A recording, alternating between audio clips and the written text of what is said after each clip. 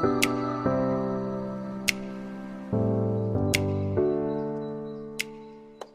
guys, how's it going? I'm back here with another video, and today I decided to bring this tutorial where I'm going to be going over how you can create your first application using Apollo Server Express as your GraphQL package when you're trying to build a GraphQL API using NodeJS and Express. So I have made videos in the past where I teach you guys how to use Express GraphQL, which is a really good library. I really enjoy it. I'm trying to branch out to other technologies, as I mentioned in a previous video, and a couple months ago I learned about Apollo Server Express, and I've been enjoying it a lot lately. So I wanted to bring this tutorial because I know it's a bit hard in the beginning, and I just wanted to make it as easy as possible for those who are beginning. So before we actually get into the video, if you guys could leave a like, that would massively help the channel grow. We're almost hitting 7K, which I would really appreciate if we can do that. Every like massively helps the algorithm push out my video to more people, so I would really enjoy if you guys could leave a like and subscribe if you're not subscribed. So let's get into the tutorial. First of all, you can see I have a very empty application. I just have a package.json which I got from running yarn init, and I have this file called fake data. So we're going to be using fake data as an example. We're not going to be using any databases because like this is a GraphQL tutorial, and if I use the database, some people might not understand that database. So I'm just using a simple array, as you can see over here, which is called users, and there's like a bunch of different users inside of here. There's actually 4. And each user has a name, an age, and a variable called married, which is like a true or false statement. And yeah, this is our fake data. So I just wanted to pre-make this because I'm gonna use this in our application. And at the bottom, we're just exporting this array so that we can have access to it later on.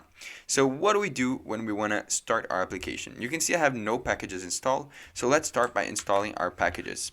So the first thing I want to install is I want to add over here, and I want to zoom in as well into my application. I want to add the package Apollo Server Express. And this is a really well-known package which helps us create our GraphQL API. And then I also want to add Express, right? So both of those are going to be our packages. We don't need to install GraphQL because that already comes with Apollo Server Express. So as it is installing, let's start by setting up our server. So the first thing I want to do is I want to create a file over here called index.js. I accidentally did this. Okay, index.js, as you can see right here. And in this file, this is going to be the entry point of our API. It's going to be where we set up our Express server, where we tell our server to listen to a port, and where we apply the GraphQL middleware. So for those who don't know, GraphQL is actually, think about it as a middleware that will run before every request.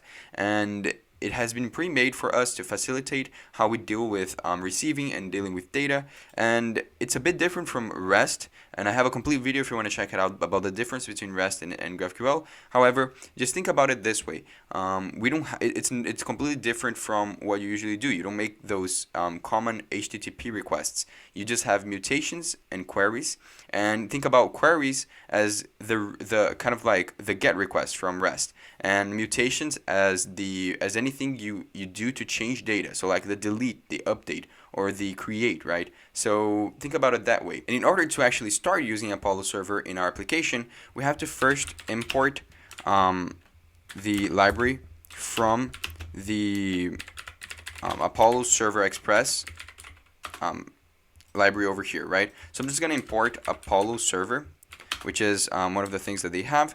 And inside of here, I'm also going to import Express. So const express equals to require express. And finally, I also want to create an app variable, which is going to be equal to express, which we're going to use later on. So what we do is, over here at the bottom, we can write const server equal to new Apollo server. And this is how we actually instantiate our GraphQL server. Inside of here, we have to pass two things, which I'm gonna go over later. We have to pass a variable called typedefs, like this, and a variable called resolvers. We haven't actually created it yet, but we're gonna do it in a bit. However, to make our server start, we have to pass those two variables. And right here at the bottom, we need to tell our server, which is this variable we created, to apply the middleware called app over here. So we're basically just saying, actually the middleware will be this, and we're just applying it to the app, which is our instance of our Express server, right? And right here at the bottom, we can just say as always, app.listen and pass a port, which is the port 3001, and we can pass a function over here that runs whenever our server is listening. So I just want to console log something saying server running on port 301, something like this, right? So this is literally it for our configuration. We have here, we just imported Apollo server. We wrote the basic configurations for an Express server. Then we created this variable called server and set it equal to a new instance of the Apollo server. And instead of it, we have to pass two things, which is the type definitions and the resolvers. And then we just have to apply this middleware over here. And finally, we just need to listen to this port. This is basically the configuration for how you create this API using Apollo Server Express.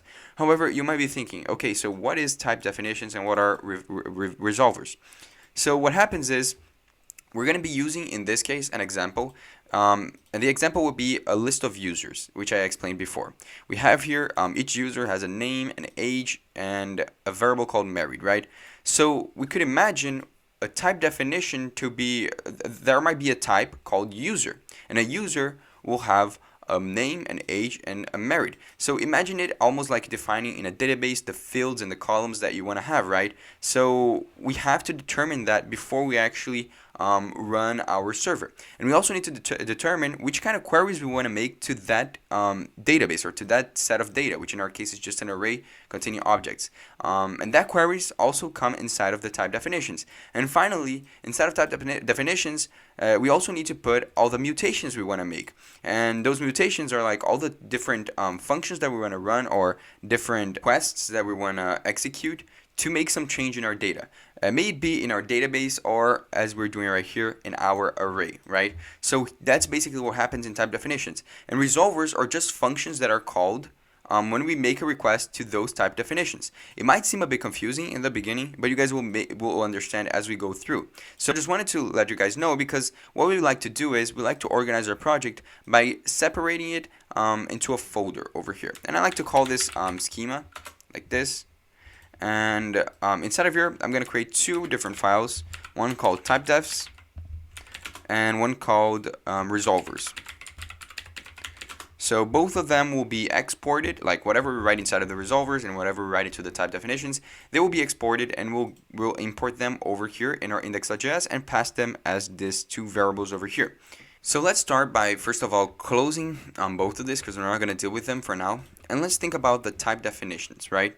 So over here is where we actually need to define the types that we're going to have in our application. We need to define our queries, and we need to define our mutations. So to do that, we have to first import this variable called GraphQL from Apollo Server Express. So we can just say Apollo Server Express, and this variable over here is just used to determine, to like initiate a type definition, right? So right here we can just create this variable called typedefs, similar to how we wrote over there, and we set it equal to GraphQL.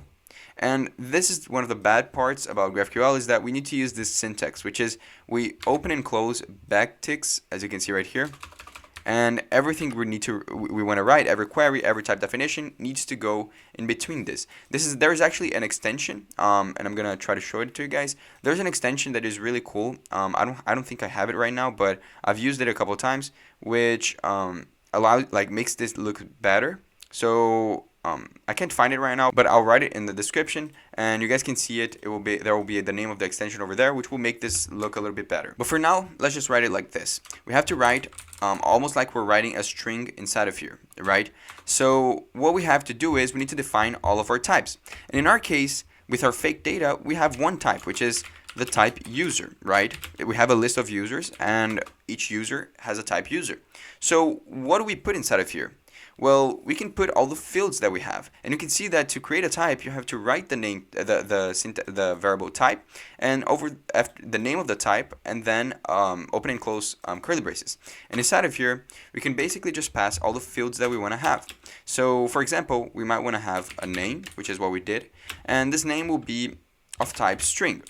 So you might be wondering, okay, but what does this mean? Because this doesn't look like the types used in JavaScript or in TypeScript. Because for those who are used to TypeScript, this is not how you define a string. especially because there's a capital S and there's an exclamation mark at the end.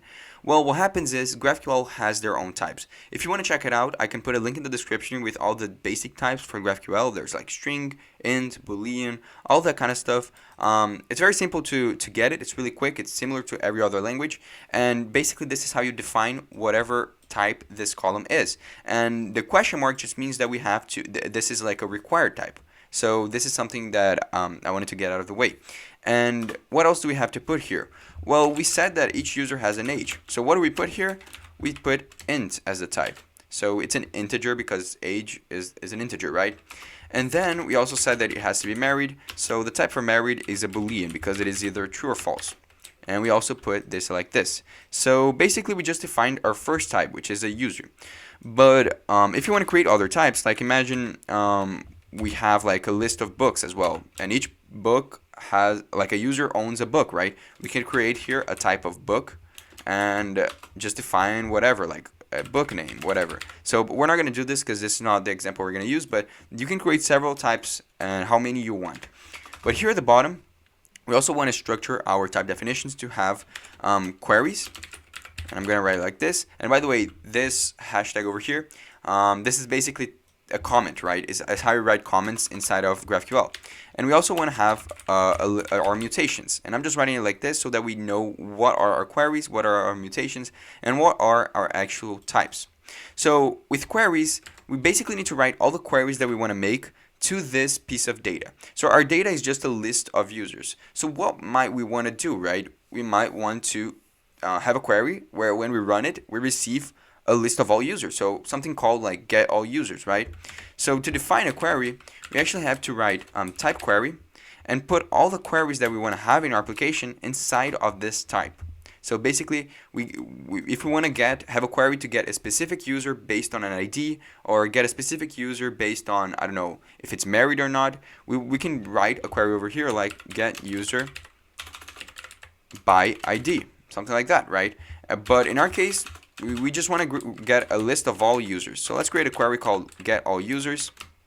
And what is important is you need to define what it returns. So let's think about this. We want to get a list of all users. So we want to return a user. So you can basically incorporate types that are not from, like, strategically from GraphQL, but types that you actually created. So we created this user type, and we could say that get all users return a user, right? But there's still more that we have to write. We also put exclamation mark, but that's not what I wanted to say. Basically, let's think about this. Get all users returns a list of users. So how do we determine that we want to receive a list of users? Because currently user is just one single user. To do that, we can just put square brackets around it, and at the end put another exclamation mark. So basically, we're just saying here that we get all users is a query that when we execute it, we want it to return a list of users. So this is basically the only query that we want to have, since I want to keep the video short, but if you want to add more, you can play around with it because it's really awesome. And now, we can actually, for now, let's not create the mutations for now. I'm just going to show you guys how the query is working, so you can get a visual, like, how can I say, a visual representation of like our application running, right? And for what we have to do now is we have our type definitions. We just need to export this to whichever file we want to import this from, right? So to export this, we just say module.exports equal to type defs, like this. And if we want to import this in our index.js, we can just come here at the top, and I'm just going to say something like const equal to require, and I want to import from schema / typedefs, like this. And inside of here, I just want to import the typedefs variable, and it automatically puts it inside of here. So now we're actually putting type definitions that we created into our Apollo server. But we still have to create the resolvers, right? Because we said that there's a query called get all users, which when we execute it, it returns a list of users. But this is not how GraphQL works. Like, you still have to write code that tells it to do that, right? Because we can't just write a query like this and expect it to work directly. We have to run a function which comes from the resolvers, which here is where we actually make the database calls or where we deal with our data. So basically a resolver is just a function that is called and executed when you call a query or a mutation. So with the resolvers, we basically just come over here and create a variable called resolvers like this, and inside of here we can basically define it into two parts. We can create the resolvers for the queries like this and the resolver for the mutations. But right now I'm actually not going to write the mutations because we haven't created any mutations yet. Let's just write the query. So for the query, we can write all the queries that we have in our application. Currently we only have one, which is get all users. So what we can do is we can write over here get all users, and get all users will be a function. So like this, you just write it like this and it will deal with it as a function.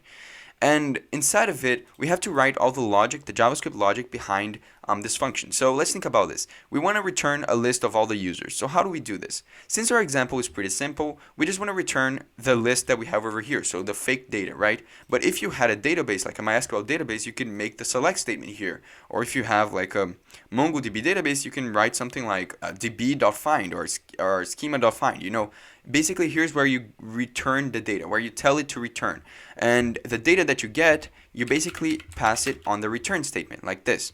So what we want to do is we want to import at the top the fake data first.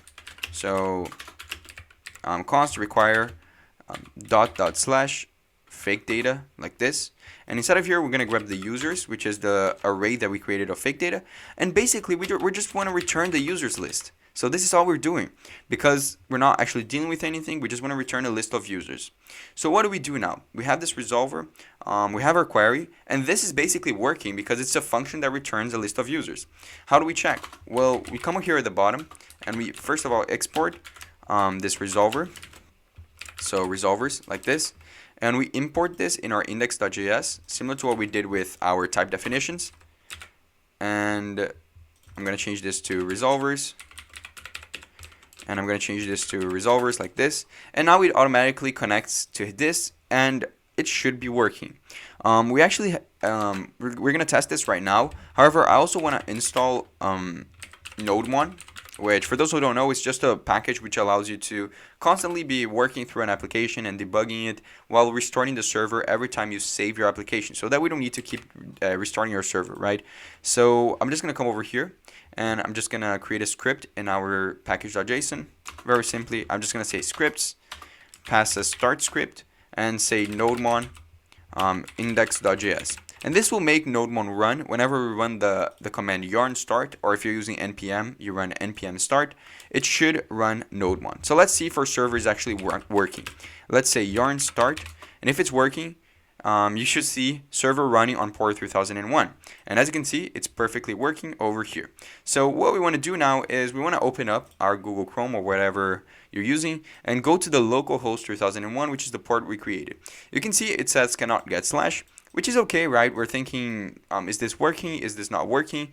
Well, the only way to check is to go to the only endpoint that exists in GraphQL. So for those who don't know, GraphQL only runs on one endpoint, which is the /GraphQL endpoint. And when we go to this, you can see a beautiful UI appears in our screen. So you might think, what is this? Well, many of the GraphQL packages that exist in Node.js, they come with this kind of like API tester built into it, which is really nice. Apollo server uses a Playground, which is really good. I know that Express GraphQL uses GraphQL, which is another one, which is also really good. But basically over here, you can test your API very simply.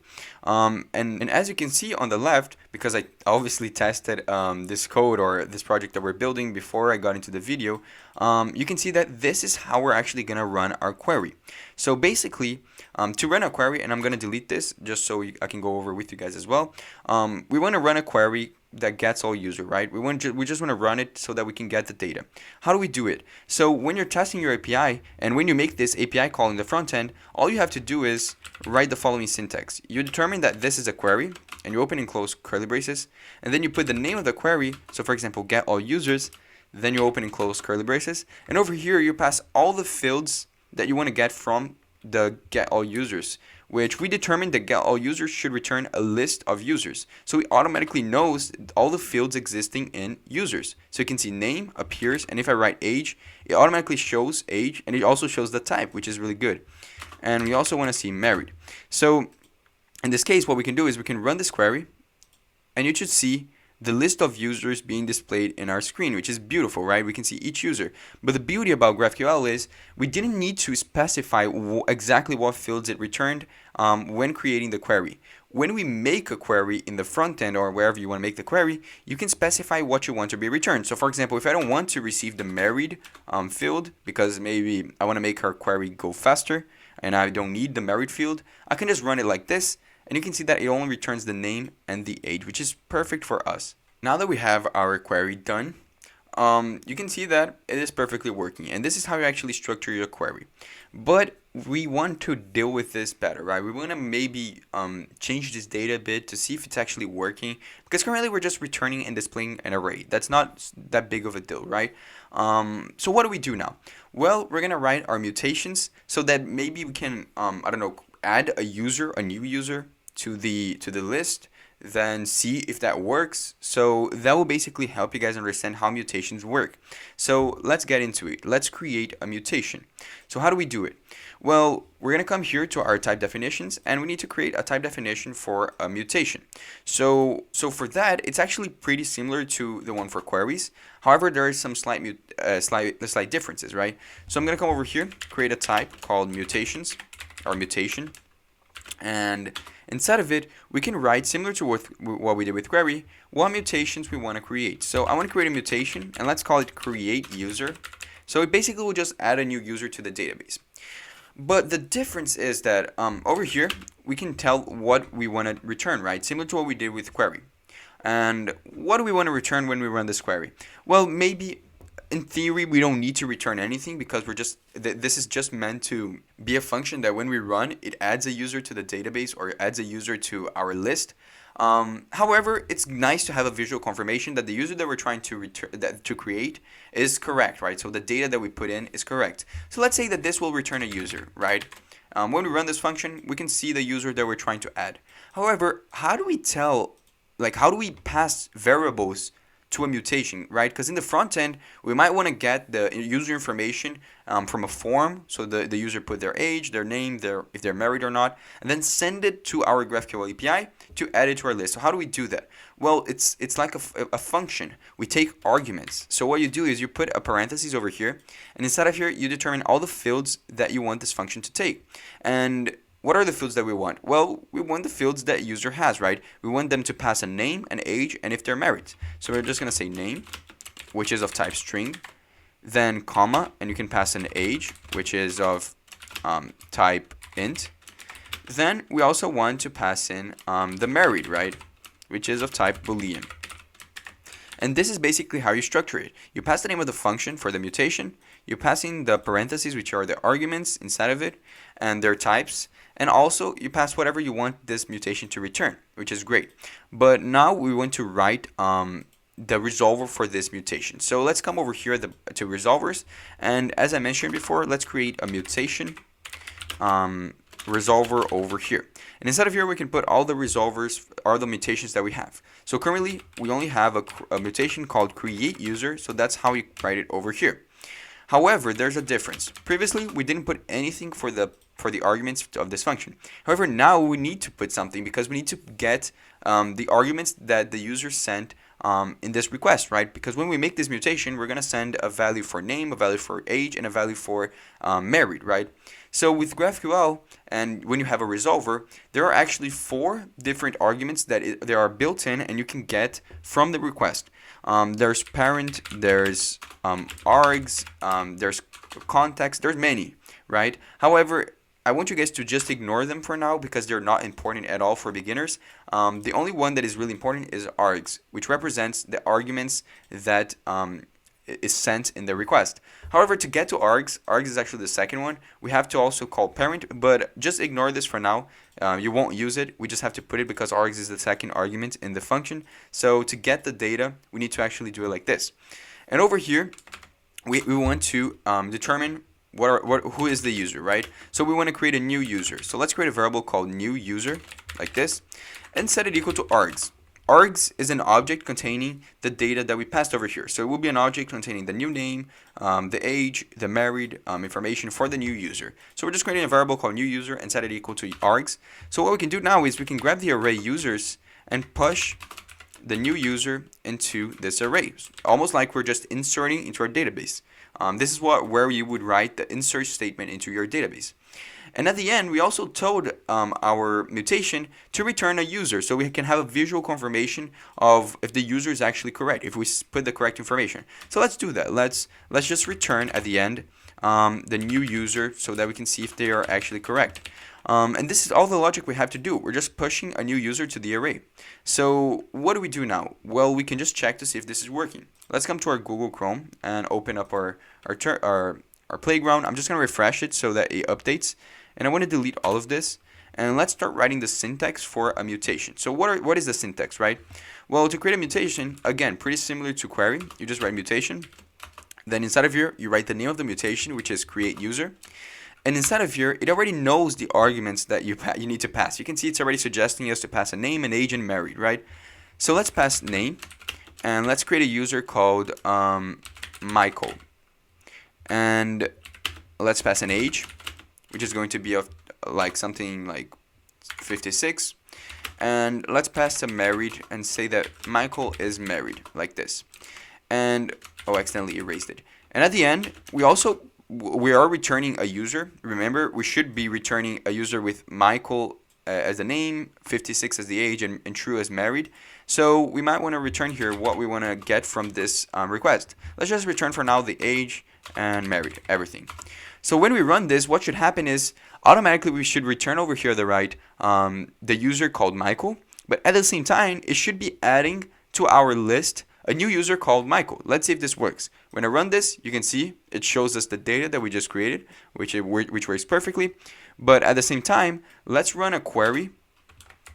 Let's rerun the query get all users and see if now the list includes Michael. So let's run get all users, grab name, grab age, and grab married, right?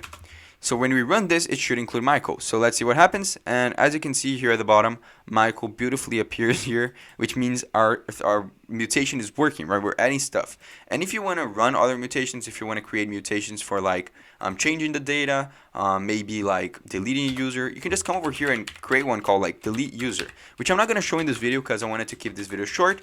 However, this is the basic idea on how to set up an Apollo GraphQL server using Express in your Node.js API. So this is the basic idea, and I really hope you guys enjoyed this video. If you have any comments, any suggestions, or any doubts, just leave a comment down below and I answer every single comment. If you like the video, please leave a like and comment down below. Subscribe if you're not subscribed, because it's been a lot of work posting 3 times a week. I would really appreciate it if you guys could help me grow the channel. And yeah, that's basically it. I really hope you guys enjoyed it, and I see you guys next time.